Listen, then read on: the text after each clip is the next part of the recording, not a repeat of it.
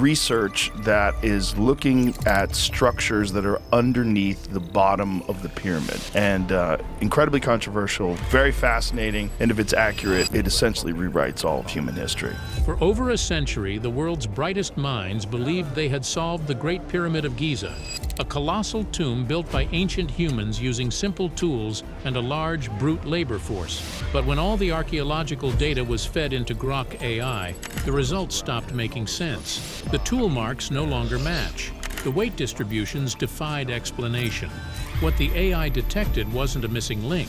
It was evidence that the mainstream narrative has been wrong from the start.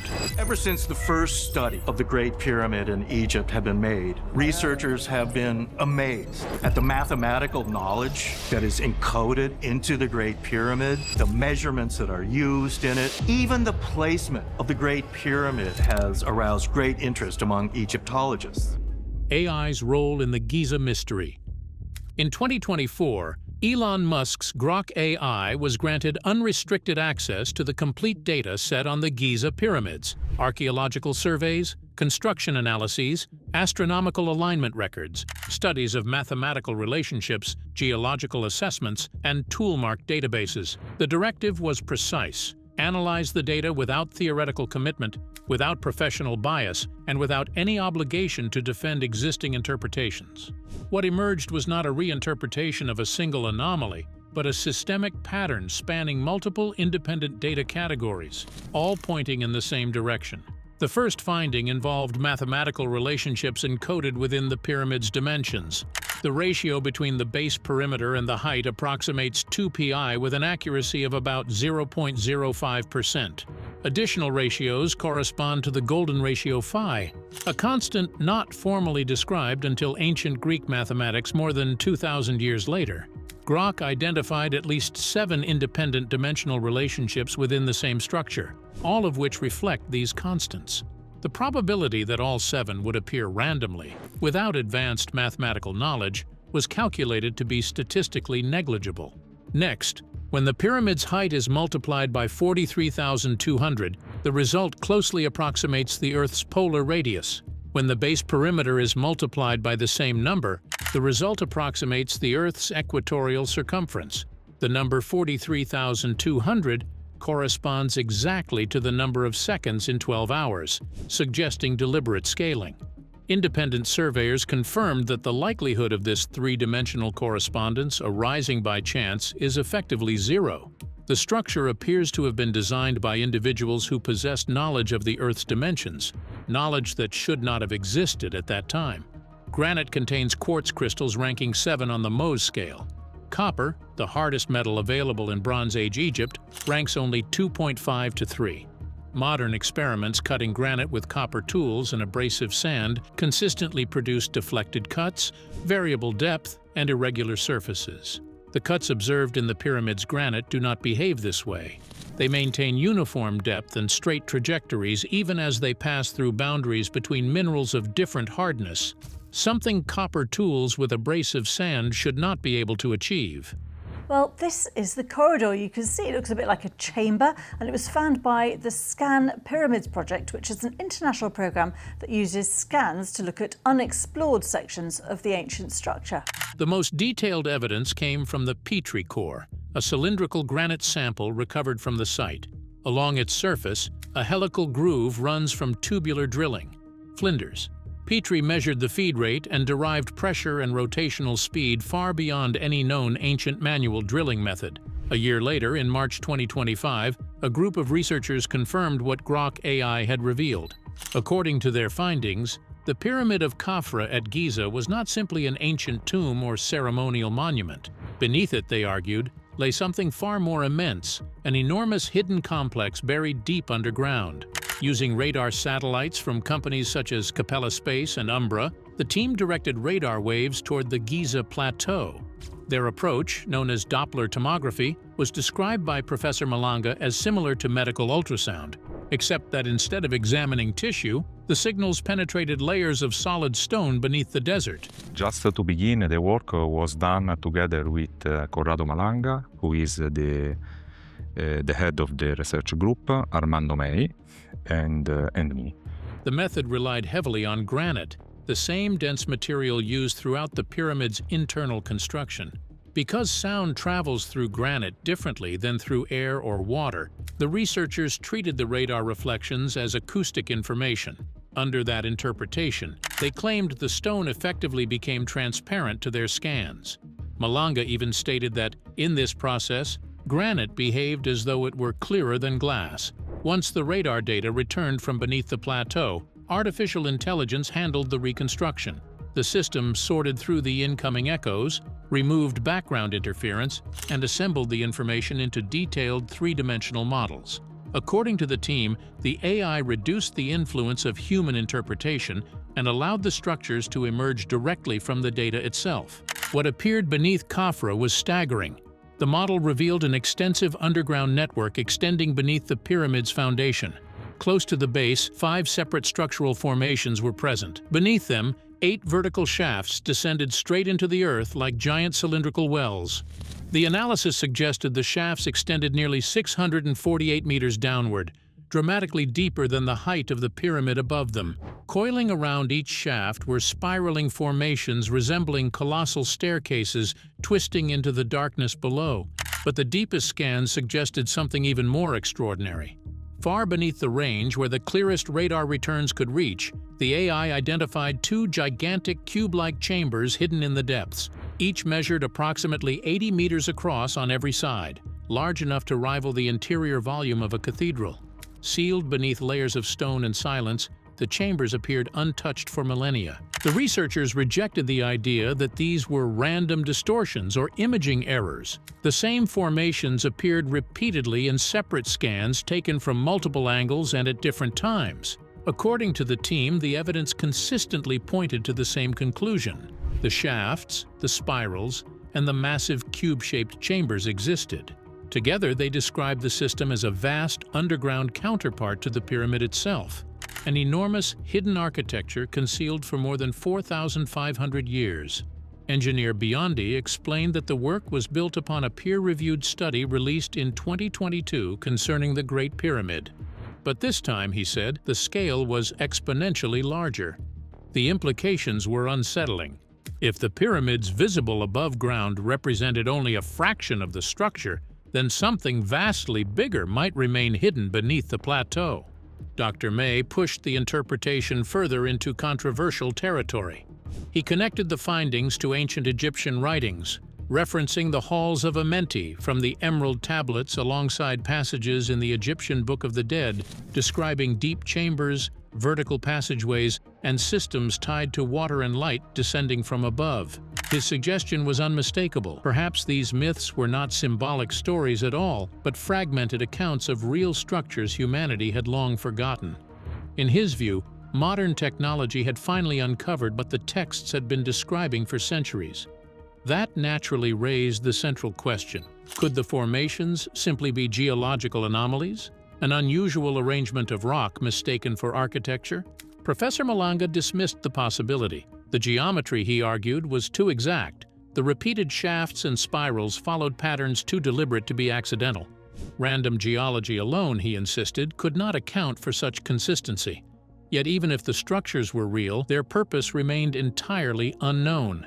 One proposal suggested they functioned as massive stabilization systems, anchoring the pyramid deep into the bedrock to prevent long-term shifting or collapse. Another interpretation focused on the spirals, shafts, and giant chambers together, arguing that the entire arrangement resembled part of an enormous technological apparatus, something comparable to the resonant energy concepts once imagined by Nikola Tesla. Whether that comparison was serious speculation or merely an offhand remark remained unclear, but almost immediately after the claim spread, criticism followed. Established Egyptologists rapidly challenged the findings, arguing that the methods were deeply flawed and the conclusions unsupported. Within hours, the discovery that had stunned the public became engulfed in controversy, skepticism, and fierce academic backlash. Debunking the bluff. Every genuine breakthrough connected to the pyramids has survived the same brutal process: scrutiny, the worker graffiti hidden inside sealed chambers, the mirror papyrus, the discovery of the lost Aramat Branch River. None of them entered history because someone held a press conference. They survived investigation, criticism, peer review, and years of challenge before scholars accepted them as real. But Professor Malanga's team skipped that stage entirely. When journalists and academics asked which scientific publication had examined the data, the team could not name one. To Egyptologists, that was the first major warning sign. Without independent verification, there was no way to know whether the scans revealed a buried structure or merely an illusion created by the software. At the center of the claim was a technology called synthetic aperture radar, or SAR.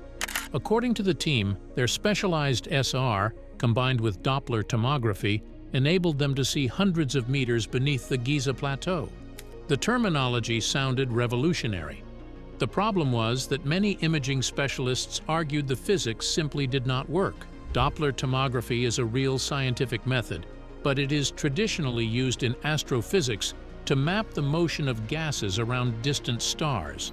Applying that same technique to radar signals passing through massive layers of granite and limestone from orbit was something entirely different. No peer-reviewed geophysical study had ever validated such a method. Then the criticism became even sharper.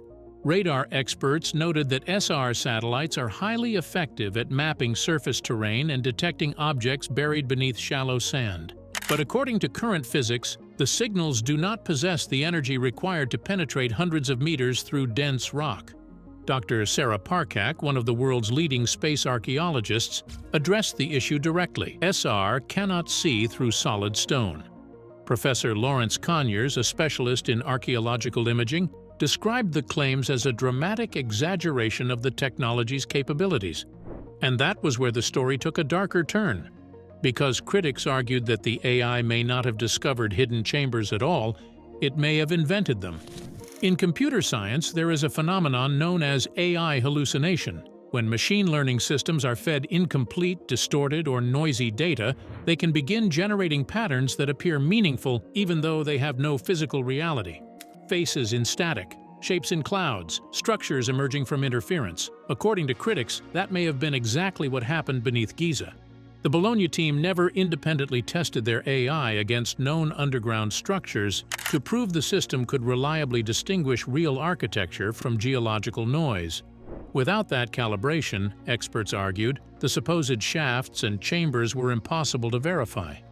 But the problems with the theory did not stop there, because the claims also conflicted with decades of research already conducted at Giza using methods accepted by mainstream archaeology. International teams have spent years scanning the pyramids with technologies such as muon tomography, which tracks cosmic rays naturally passing through stone to identify hidden voids. Those peer-reviewed studies did uncover small internal spaces inside the Great Pyramid, but nothing remotely resembling a gigantic underground complex descending 648 meters beneath the plateau. Another thing to consider is that the Giza Plateau sits above a high water table, meaning groundwater is relatively close to the surface. Modern excavations near the pyramids frequently encounter flooding. The idea that enormous dry chambers could remain perfectly preserved deep below that level contradicted the site's known physical conditions. Former Egyptian Antiquities Minister Zahi Hawass dismissed the claims outright, insisting the pyramids stand on solid bedrock and describing the theory as baseless. And then attention shifted to the researchers themselves. Professor Corrado Malanga was not an archaeologist or a geophysicist. He was a chemist best known for controversial work involving alien abductions and paranormal experiences. For critics, that background raised uncomfortable questions about how ambiguous data was being interpreted. Archaeologist Dr. Flint Dibble argued that the theory ignored more than 2 centuries of archaeological evidence in favor of a sensational narrative unsupported by excavation or material proof. The reaction inside Egyptology was no longer cautious skepticism. It was outright rejection. None of this means AI has no place in archaeology. In 2023, researchers successfully used machine learning to identify previously unknown Nazca geoglyphs. But that project followed scientific procedure. The data were published, the models were tested against known examples, and the conclusions were peer-reviewed before they were announced publicly. So if this AI revelation collapses under scrutiny, what does anyone actually know about the true purpose of the pyramids? The true purpose of the pyramids. Even though the pyramids were not ancient power stations or the entrance to a hidden underground world, the truth behind them is still astonishing. Because for more than 4,500 years, the answer has been sitting in plain sight. From the step pyramid of Djoser at Saqqara to the towering pyramids at Giza, every major pyramid was constructed around a burial chamber. The design changed over centuries, but the goal never did: protect the pharaoh's body and prepare him for eternity. Even the shape carried meaning. For instance, Djoser's stepped pyramid resembled a staircase rising toward the heavens. Later, pyramids became smooth-sided, transforming that symbolic stairway into something more powerful: a giant geometric slope aligned with the sun itself, built to guide the king into the afterlife. Inside the Great Pyramid built around 2600 BC, that journey becomes physical. A narrow descending tunnel cuts deep into the bedrock before leading upward through steep ascending corridors. Then suddenly the space opens into the Grand Gallery, a massive vaulted passage stretching upward through the heart of the structure. Even today, it feels less like a hallway and more like a ceremonial pathway leading somewhere sacred. At the very end waits the king's chamber. Massive red granite blocks line the walls, each transported from quarries hundreds of miles away. And inside sits a single object, an empty granite sarcophagus. That empty coffin is slightly larger than the chamber's entrance, indicating it had to be placed there while the pyramid was still under construction. Whatever treasures once surrounded Khufu's burial vanished long ago, stolen by tomb robbers in antiquity. In fact, no royal mummy has ever been recovered intact from a pyramid burial chamber. But the sarcophagus remained behind, silent proof of what the room was built for. But to the ancient Egyptians, the pyramid was much more than a tomb. They believed death was not the end of life, but the beginning of another existence among the gods. For that transformation to succeed, the king's body had to survive. One part of the soul, known as the Ka, remained spiritually tied to the physical body. If the corpse decayed, eternal life could be destroyed with it. That belief gave rise to mummification. And it explains why the pyramids were built on such a staggering scale and with such precision. They were not simply monuments. They were fortresses designed to protect the king forever, from decay, from time, and especially from thieves. But another part of the soul, called the Ba, was believed to move freely between worlds. Ancient Egyptians often depicted it as a bird with a human head flying between the tomb and the heavens, and that may explain the pyramid's shape itself. Some scholars believe the pyramid represented the primordial mound, the first land said to emerge from the waters of chaos at the beginning of creation. Others interpret it as a frozen beam of sunlight, a massive stone ramp connecting the dead king to the sun god Ra. Later, pyramids made their purpose even more obvious. Deep inside the Pyramid of King Unas, archaeologists discovered the pyramid texts, spells carved directly into the walls to guide the pharaoh safely into the afterlife. One inscription declares, "The sky trembles, the earth quakes before the king. He has come to the sky in his risen form." But the pyramid itself was only one part of a much larger machine of death and rebirth. Attached to the eastern side stood the mortuary temple, where priests performed rituals for the dead king every single day, sometimes for centuries after his death. Food, drink, and incense were offered continuously because the Egyptians believed the king's spirit consumed their essence. A long covered causeway connected this temple to another structure near the Nile floodplain called the Valley Temple. This was where the king's body first arrived by boat, before its final journey uphill to the pyramid.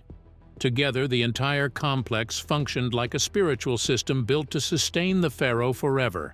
And surrounding it, an entire city of the dead stretched. Smaller pyramids belonged to queens. Nearby mastaba tombs held high officials and nobles who wanted to remain close to the king for eternity.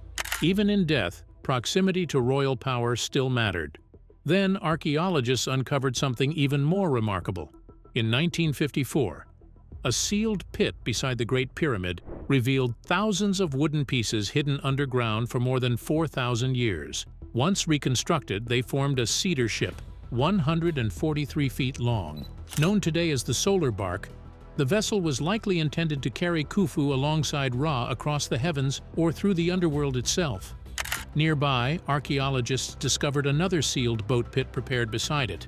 proving these burials were not accidental additions but part of the original design. And there was more.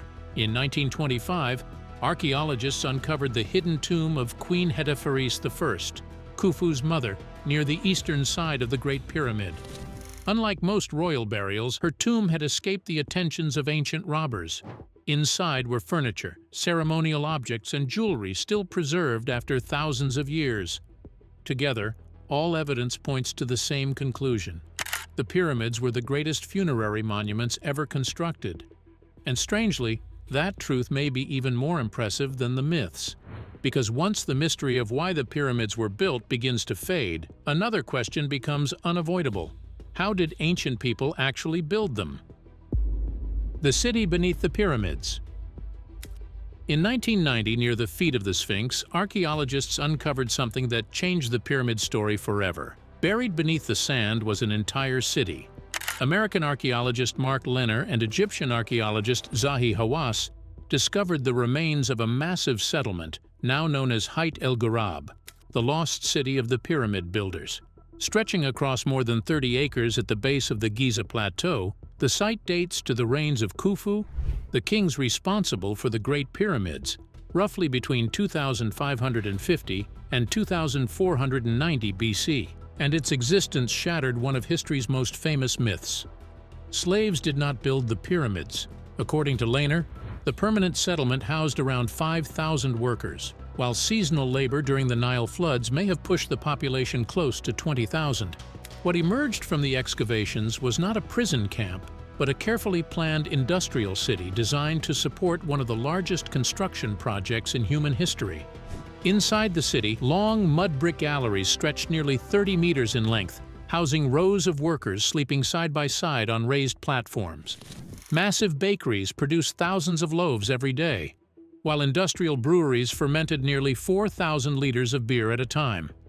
And everywhere archaeologists looked, the city revealed an astonishing level of organization. Wide streets divided the settlement into districts. Storage facilities managed food distribution. Administrative seals recorded supplies and labor crews. Pottery fragments carried team names, slogans, and even humor from the workers themselves. Some crews called themselves things like the Friends of Khufu. Others preferred the Drunkards of Menkaure. Those small details completely changed the emotional picture. But the workers' cemetery made that conclusion even harder to deny. South of the Great Pyramid, archaeologists uncovered carefully constructed tombs where laborers had been buried with pottery, necklaces, and offerings for the afterlife. The bodies were respectfully positioned, facing west toward the setting sun, according to Egyptian funerary tradition. Bioarchaeological studies showed that the workforce came from across Egypt and Nubia. Farmers, craftsmen, and seasonal workers traveled to Giza during the Nile flood season, when rising waters submerged farmland, and agricultural work temporarily stopped. That seasonal cycle may have enabled the pyramids. Every year, the Nile transformed Egypt. Fields disappeared underwater for months, leaving thousands temporarily unable to farm. Rather than allow that labor force to sit idle, the state redirected it toward massive public construction projects. This became known as the corvée system. In place of monetary taxation, families contributed labor, goods, or services to the state.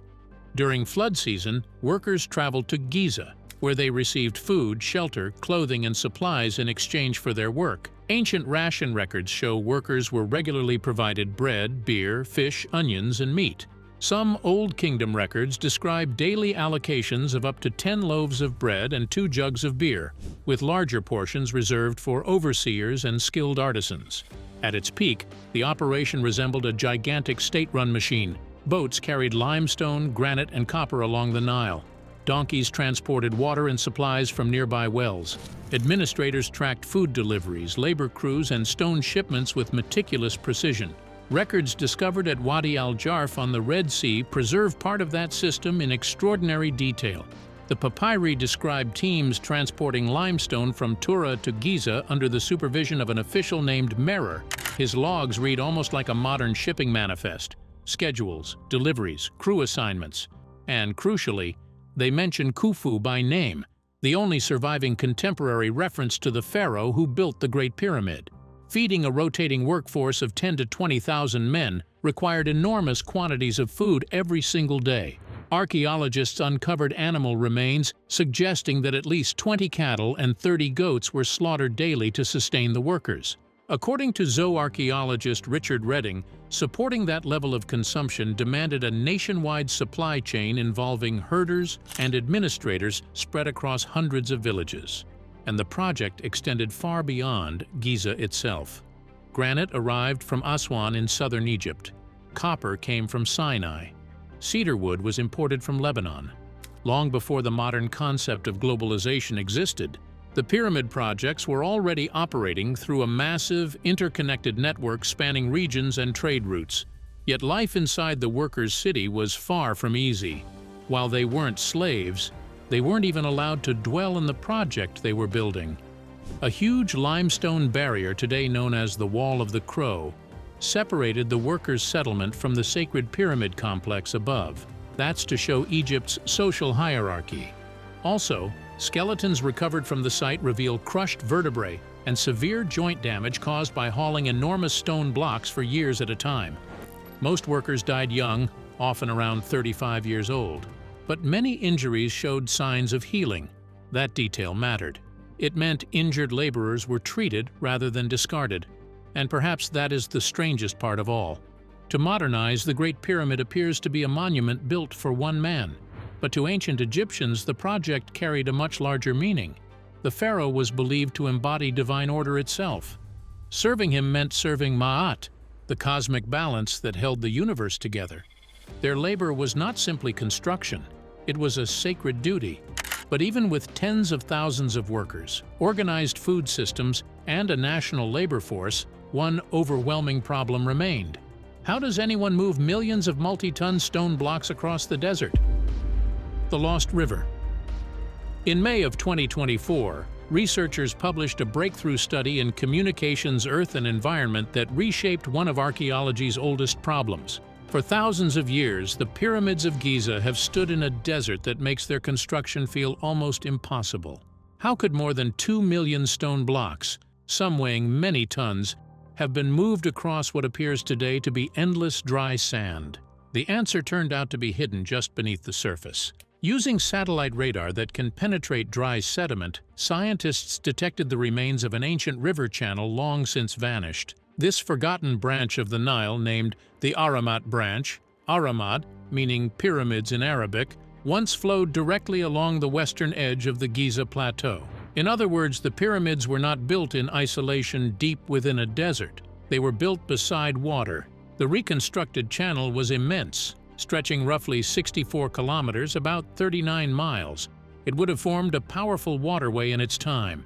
In places, it may have reached widths of up to 700 meters and depths approaching 25 meters, comparable to major stretches of the modern Nile. The study, led by Eamon Gonaim, used radar imaging to reconstruct this buried landscape in detail. What emerged was not a minor tributary or seasonal stream. Most strikingly, its path aligns directly with the region where more than 30 pyramid complexes were built over roughly 1,000 years. That alignment changes everything. What once looked like an irrational choice, placing massive stone monuments in the middle of a desert, now appears to be a calculated decision. The builders were not struggling against dunes. They were working beside a navigable water system that once turned Giza into a river-edge construction hub. The desert seen today is not the world in which the pyramids were built. It is the residue of a lost climate. As Egyptologist Suzanne Onstein explained, water transport would have been vastly more efficient. Cargo vessels would have carried stone north along the Nile, then entered the Ahramat branch, which delivered them directly toward the Giza construction zone. The efficiency difference is enormous. Floating stone is dozens of times more effective than dragging it over land. But if this river system was so essential, what happened to it? Rivers were stronger, floodplains were broader, and the Nile likely split into multiple active branches feeding the landscape. Then, around 4,200 years ago, the region entered a severe climatic shift known as the 4.2 kiloyear event. Rainfall declined, monsoon systems weakened, water levels dropped. Without sustained flow, secondary river channels began to fail. The Ahramat branch slowly silted up, filled with desert sand and flood deposits. Over centuries, it disappeared entirely. buried beneath the landscape it once shaped. The result is a dramatic reversal of geography, a working river turned into desert, and a construction highway erased from memory. So the explanation becomes almost elegant in its simplicity. And yet, even with this mystery resolved, another one remains even larger in its shadow. If the river made construction possible, what level of planning and coordination made the pyramids themselves possible? The Sphinx. At the edge of the Giza Plateau, the Sphinx introduces a problem of a different kind altogether. Unlike the pyramids, it is not built from quarried blocks. It is carved directly from the limestone bedrock. That alone changes the engineering question. The Sphinx is also integrated into a broader architectural layout. It sits within a purpose-cut enclosure with nearby temples, particularly the Valley Temple and structures attributed to Khafra, aligned in a way that suggests the monument was factored into the surrounding design system rather than added afterward. That relationship is not universally agreed on in terms of sequence. Still, spatially, the dependency is clear. The surrounding architecture responds to the Sphinx's position, whether it predates it or not. Then there is the issue of erosion.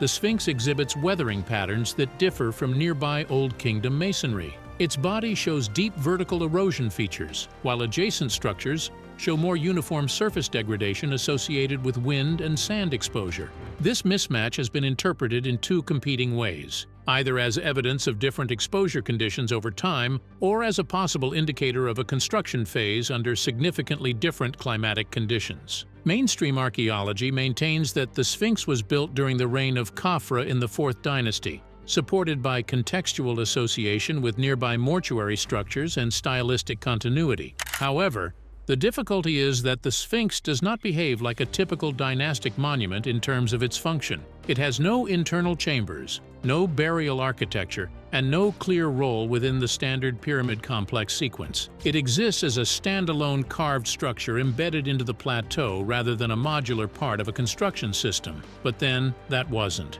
In 2017, an international team of scientists working on the Scan Pyramids project made an announcement that sent shockwaves through the archaeological world. They had identified a massive hidden space deep within the Great Pyramid of Khufu, a cavity they referred to simply as the Big Void. Using a sophisticated technique known as muon tomography, which relies on cosmic rays from space to see through stone, to put that scale into perspective, it is roughly the length of a commercial airliner, suspended in silence above the Grand Gallery for more than 4,500 years. The purpose of this enormous space remains entirely unknown. Its smooth horizontal geometry suggests deliberate architecture rather than a natural fracture. For now, it simply exists. A vast, unseen volume, a plane-sized question mark embedded in the heart of the most famous monument of the ancient world. In 2023, the same team announced another precise and carefully measured discovery, a corridor-shaped void approximately 30 feet long,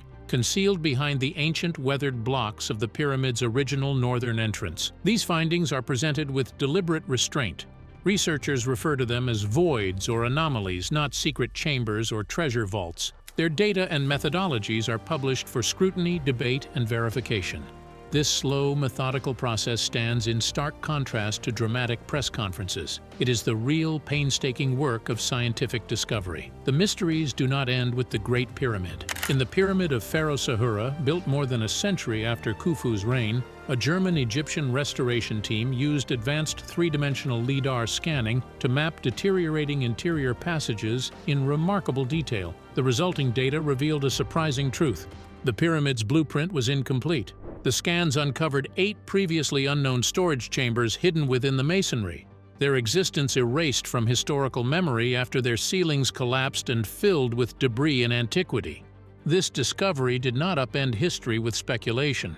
It quietly corrected the archaeological record, demonstrating that even well-studied monuments still conceal tangible secrets, waiting for the right technology to expose them. At Giza, additional technologies are beginning to reveal what lies beneath the sand. In the Western Cemetery, where high-ranking officials were buried, beneath it, the signals suggest a deeper hollow space. This could mark the entrance to a significant undiscovered tomb, but archaeologists are careful to emphasize that radar alone is not proof. Only meticulous, manual excavation can confirm such a find. A similar caution applies at the Pyramid of Menkaure, Khufu's grandson. Some researchers speculate that this may indicate a second sealed entrance dating back to antiquity, but speculation remains the claim. In archaeology, the journey from a signal on a screen to a confirmed discovery is long, deliberate, and grounded in physical evidence. Thanks for watching. Now check out the videos popping up on screen for more unbelievable stories.